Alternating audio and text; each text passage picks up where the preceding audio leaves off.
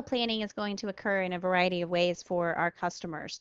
So there's a couple different things I want to look at. We already looked at the CapEx assumptions, and remember those were those standard costs for some of the standard assets that we plan to purchase. So there's kind of two ways we break out capital expenditures. One is by standard asset, and again, we apply a standard cost and a standard life assumption for depreciation. We also have the ability to have more of a free-form type of input where users can select projects, they can select assets, and go ahead and free-form input new asset acquisitions that they plan to make. And we're going to track the life and the cost and the depreciation and all those things very similar to what you see here.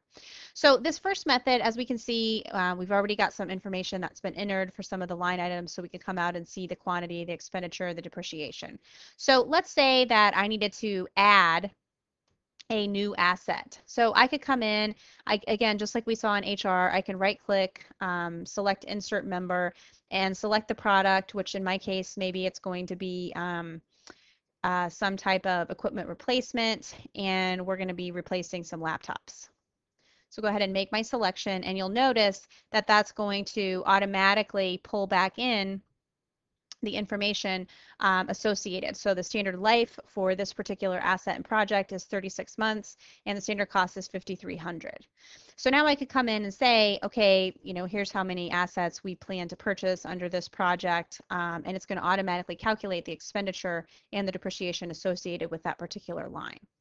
Now, I also, as I mentioned, typically need a little bit more freeform type of environment to input some of my planned capital expenditures. So in this case, my other CapEx, I have project and asset, but now I have the ability to put in an asset description, a method, and the life is going to automatically, again, be assumed based on the project and asset class. And then I can use my place and service date, which we'll kind of walk through an example here. So let's say that you guys decide that you want to actually purchase Outlook Soft. So you're going to come in, we're going to plan for a software purchase, and this is going to be, you know, something brand new. So we're going to go ahead and select other, and now we can come in and put in Outlook Soft, and we can see again, based on the project and asset class, the depreciation method has been determined for us. And let's say that you plan to actually deploy this sometime in June, but you're going to actually make the purchase, let's say, in February. So let's just say that Outlook Soft is going to be 100,000, and you'll notice that depreciation doesn't begin in February. As we scroll over, the depreciation automatically begins calculating in June, which is based on that place and service date. So we're correctly handling for you both the P&L and the cash flow impact of making a capital acquisition, such as, you know, buying software. And then we can go ahead and again submit this to the application, just like everything else we've seen. Everything's going to be automatically calculated, refreshed, so we're going to be able to go right back out to the version comparison and immediately see the result of the changes that we've made here in our more detailed CapEx plan. So again, the benefit with Outlook Soft is it's a single application, and as users work through, you know, a budget, as they work through a plan or a forecast, they can always get the latest and greatest information. So as these things tend to be iterative, you know, I make some changes, I go out, I look at a report, I don't like the answer that I'm seeing, so I come back and, you know, make some revisions, and I continue working kind of in that iterative fashion. Obviously, the business process flow is giving you the flexibility to do that, but the great thing is users don't have to wait for batch processes, batch calculations to occur. So let's go ahead back to our version comparison.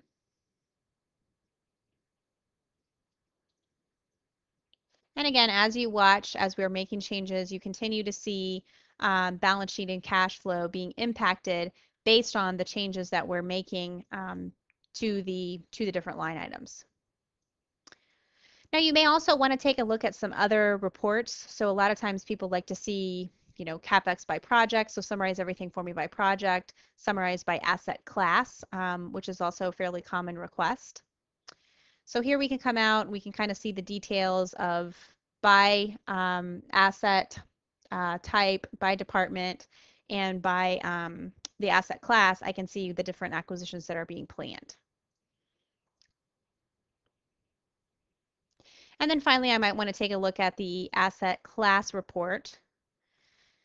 And the nice thing about this is one thing that a lot of our customers ask for is the ability to kind of see the difference between existing CapEx, which is CapEx you already own, versus new CapEx. And so this is giving me kind of that total balance view based on the information, that would be loaded from a source system, as well as information that is coming from Outlook Soft as users are inputting new information.